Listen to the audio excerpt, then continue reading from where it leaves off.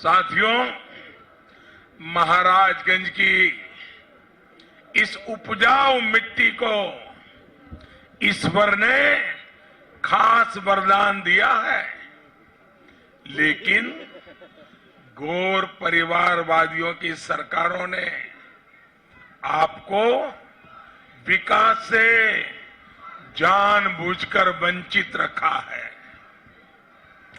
इस क्षेत्र में उन्होंने कोई मूलभूत सुविधाएं, कोई इंफ्रास्ट्रक्चर नहीं बनने दिया। पूर्वांचल को सड़कों से वंचित रखा।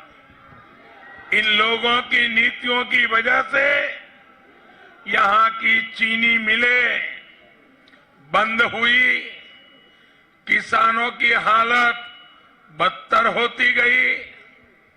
आज जब महाराजगंज, कुशीनगर और पूरा पूर्वांचल, पूरा यूपी विकास की राह पर चल पड़ा है, तो इन गौर परिवारवादियों को नींद हराम हो जाती है।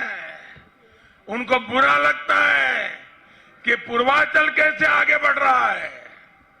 पूर्वांचल को जात पात में उलझाकर ये गौर परिवारवादी खुद यूपी का विकास रोकना चाहते हैं। ऐसे लोगों से मेरे प्यारे भाइयों बहनों, मैं आज आपके पास यही कहने आया हूं कि इन गौर परिवारवादियों से सावधान रहना है। सावधान रहेंगे, सावधान रहेंगे, औरों को भी सावधान करेंगे, एक एक को जगाएंगे, मेरी बात पहुंचाएंगे। साथियों, महाराजगंज इसका भी एक उदाहरण है। आज नेपाल बॉर्डर पर सड़कों का जाल बिछ रहा है। मुख्य सड़कें 4 लेन व हाईवे में बदली जा रही है। कुशीनगर में अंतर्राष्ट्रीय एयरपोर्ट शुरू होने के बाद अब यहां पर्यटकों की संख्या भी बढ़ेगी और रोजगार के नए अवसर भी बनेंगे। पूरी दुनिया से जब श्रद्धालु कुशीनगर आएंगे तो इसका लाभ इस पूरे क्षेत्र को होने वाला है। इस बजट में हमने हमारे सीमा पर जो गांव है, हमारे जो आखिरी गांवों का पट्टा है, हमने इस बजट में हमारे सीमा पर सटे हुए आखिरी गांवों के विकास के लिए एक विशेष योजना बनाई है। और सिर्फ वादे नहीं किए, इस बजट में धन का प्रावधान किया है और उसको हमने नाम दिया है वाइब्रेंट विलेज। ये सीमावर्ती गांवों को हम ताकत देंगे। और हमारे पंकज जी, ये बजट बनाने में उनका बहुत बड़ा रोल है। वे हमारे देश के वित्त मंत्रियों में से हैं और इसलिए उन्होंने सुझाव दिया, क्योंकि वो इस इलाके से आते हैं, सीमा की स्थिति का पता है। उन्होंने मुझे बताया कि मोदी जी, ये सीमा के गांवों के लिए हम विशेष प्रावधान करें। मैंने कहा पंकज जी, आपके मन में जो है कर दीजिए, और इसलिए ये वाइब्रेंट विलेज, भाइयों बहनों, ये सुरक्षित। बीते 2 सालों से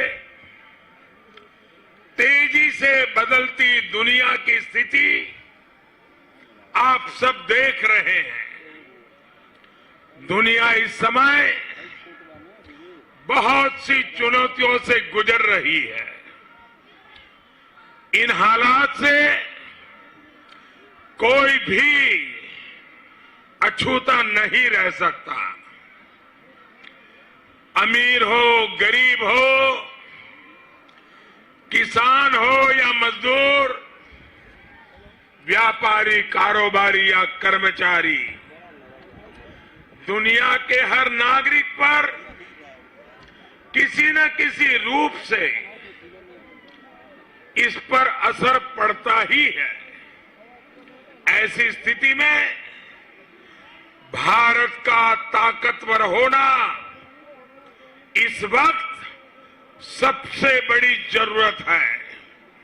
साथियों, आप मुझे बताइए, भारत ताकतवर होना चाहिए कि नहीं होना चाहिए? भारत मजबूत होना चाहिए कि नहीं होना चाहिए? भारत हिम्मत वाला होना चाहिए कि नहीं होना चाहिए? साथियों, खेती से लेकर मिलिट्री तक, समंदर से लेकर स्पेस तक, भारत को हर क्षेत्र में शक्तिशाली बनना है। इसलिए देश के इतने बड़े राज्य के रूप में उत्तर प्रदेश की जिम्मेदारी, हम सब उत्तर प्रदेश के लोगों की जिम्मेदारी सबसे बड़ी है।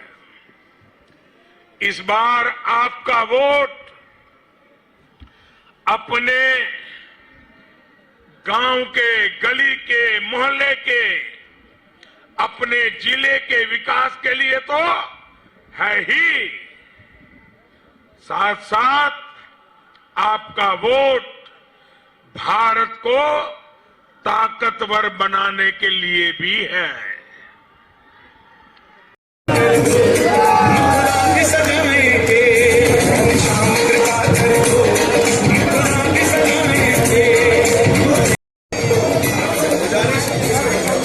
जय श्री राम।